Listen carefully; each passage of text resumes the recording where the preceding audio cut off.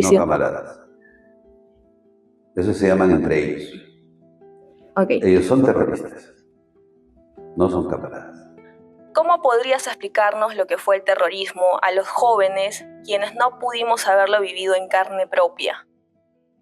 Bueno, que tenemos que entender, que tenemos que estudiar por qué se dio el fenómeno terrorista en el Perú, cuáles son sus antecedentes históricos, cuál es su componente filosófico, ideológico y político, por qué llevaron a cabo este periodo de violencia criminal terrorista, por qué murieron más de 60.000 peruanos. Todas esas preguntas hay que hacérnoslas y yo pretendo ahora explicar una parte de esto, porque quienes estuvimos en el grupo especial de inteligencia que capturamos a Abimael Guzmán, a la cúpula de Abimael Guzmán y a muchos dirigentes, es decir, los máximos líderes o cabecillas de esta organización, no solamente éramos policías tras delincuentes, sino que estudiábamos el fenómeno. Bueno, el Estado estaba ciego, no sabía de qué se trataba. Pensaban que eran criminales, ladrones, que era una cuestión que acababa de surgir después de la caída de los gobiernos militares, del inicio de la democracia, porque fue en 1980. Muy pocos sabían, como ya se sabe hoy, que el terrorismo en el Perú se dio como la punta del iceberg de lo que venía sucediendo durante más de 30 años atrás, ¿no? Esto es un resultado de una creación, entre comillas, de Abimael Guzmán desde el año 1964 aproximadamente, en la que él decide que el Partido Comunista, que ya existía desde 1928, debería radicalizarse, que ya no debería ir a elecciones, que deberían tomar el poder por las armas, y para eso él había incorporado a su estructura ideológica a Mao Zedong.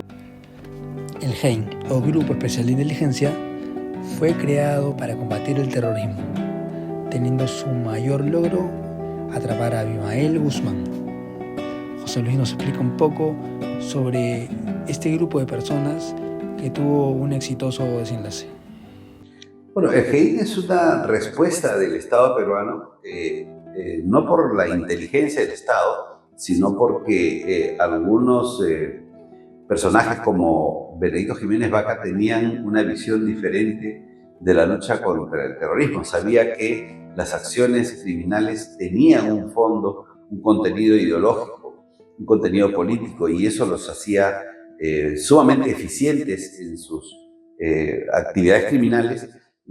Se denotaba una capacidad de mimetizaje, una capacidad de clandestinidad, de organización, y entonces supimos que era una organización absolutamente diferente, ¿no? Que no había nacido de la nada, que era el resultado de un proceso. Por eso que el GEIN también necesita cambiar sus métodos, porque durante esa década del 80 primaba la diferencia entre la investigación y la inteligencia, ¿no? O sea, los investigadores hacían su trabajo y los hombres de inteligencia hacían otro trabajo.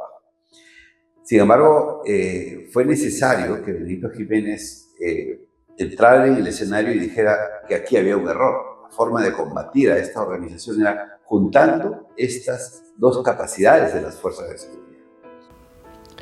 Hablándonos más a fondo sobre el GEIN, José Luis nos indica cómo fueron los inicios, cómo algunos policías se burlaban del grupo llamándolos cazafantasmas y diferentes cosas que supieron aguantar y salir adelante en este grupo. Bueno, esta nueva corriente de la inteligencia operativa generó, por supuesto, aceptaciones en algunos sectores, resquemores en otros, celos en otros lugares. Incluso había un grupo de policías que nos decía los cazafantasmas, que estábamos por ahí haciendo un trabajo de nada, para nada. Entonces, enfrentamos, como todo proyecto, enfrentamos siempre los avatares de quienes lo comprenden y quienes no lo comprenden, ¿no? Nosotros priorizamos el trabajo de análisis, priorizamos el trabajo de planificación estratégica, priorizamos la calidad de nuestros agentes y priorizamos el tiempo que vamos a usar para combatir esta organización. Es decir, este cambio fue importante, que quienes ya lo vieron como el Estado peruano, lo vieron de una mejor manera, como fue el presidente Alan García, el exministro del Interior, Agustín Mantilla, vieron que esto realmente era un nuevo proyecto, era un esquema diferente de combatir el terrorismo. Así que ellos, por un lado, apoyaron, ¿no? Luego vino el presidente Fujimori, ¿no? Que también apoyó de alguna forma la continuidad del grupo, ¿no? Hicieron algunas gestiones para dotarnos de recursos, al igual que la Embajada Americana. Se dio cuenta que este era el camino hacia combatir a estas organizaciones criminales, ¿no?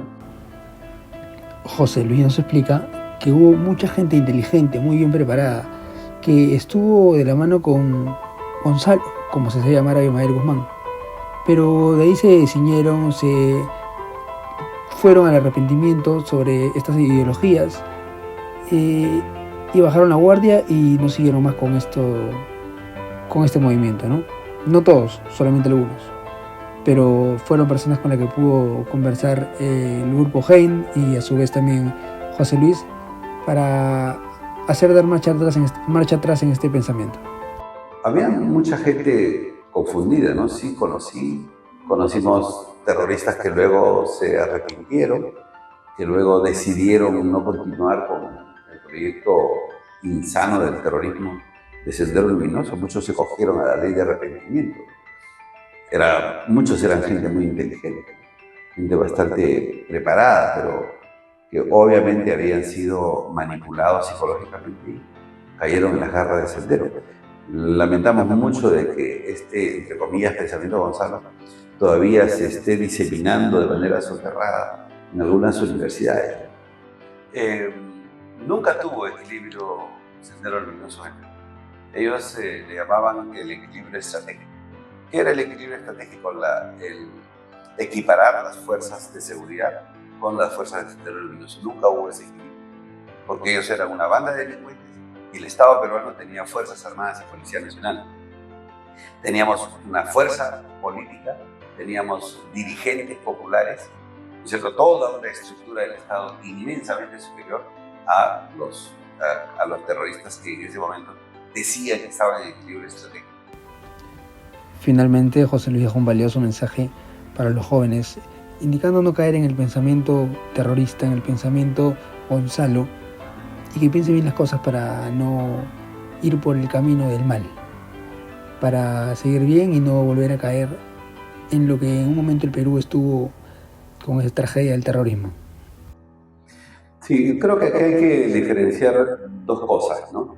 Quienes ya están convencidos, a quienes no vamos a lograr convencer, y quienes no están todavía convencidos o captados o reclutados. Para ellos es el mensaje, para este segundo grupo, que efectivamente creo que mucha gente se equivoca al culparlos a los jóvenes de que no saben la historia. Ustedes no son culpables de eso, no son culpables del pasado, de lo que no les dijimos, de la falta de estrategia del Estado y de los propios padres de familia en no decirles qué es lo que había pasado y no contarles la verdad y tenerlos al margen de una época nefasta y criminal en el Perú. Eso es muy cierto. O sea, ustedes no son culpables, no se hagan responsables del pasado. Pero hoy, con toda la información que existe, con toda la tecnología que existe, con toda la documentación y con los hechos que pueden contrastar, les corresponde a ustedes hacerse cargo de su presente y de su futuro. No se hagan cargo del pasado. Háganse cargo de su presente y de su futuro. De su presente, aprendiendo la historia de lo que pasó, colocándose, ubicándose donde corresponde, en el lado correcto de la historia, y luchando por su futuro. Háganse cargo de su futuro, que es de ustedes, no del pasado. Que nosotros hacemos responsables los adultos, sí. Somos responsables de no haberles contado, pero responsables de su futuro son ustedes.